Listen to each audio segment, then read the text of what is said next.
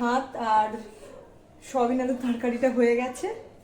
এখন আগের দিন তোমাদের দাদাভাই পাবদা মাছ নিয়ে এসেছিল, এই যে পাবদা মাছগুলো ডিম সমেত পাবদা মাছটা সর্ষে দিয়ে রান্নাটা করবো। এখানে কড়াই বসিয়ে দিয়েছি আমি, মধ্যে কিছুটা সর্ষের তেল দিয়ে দেবো।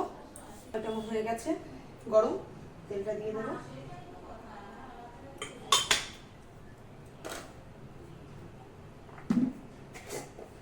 এই ডিমওয়ালা পাবদা মাছগুলো না খেতে খুব ভালো লাগে। এখানে বাসনগুলো মাজা হয়ে গেছে আমার। হলুদ,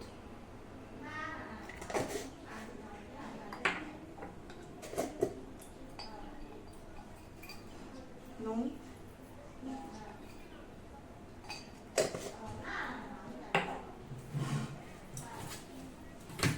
মাছটা ভেজে নেব।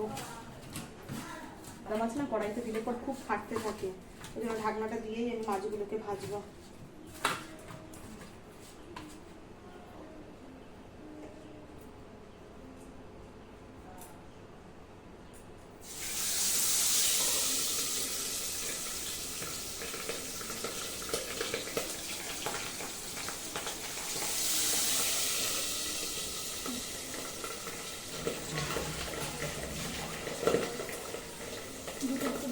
দিয়ে ভাজি আমি, মাছটা এখানে ভাজা হতে থাকুক আর এখানে আমি মশলাটা করে নেব।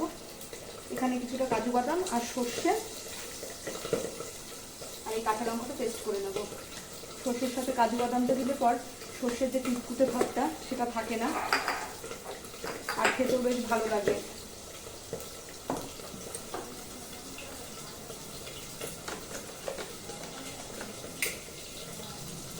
জল দিয়ে নেব।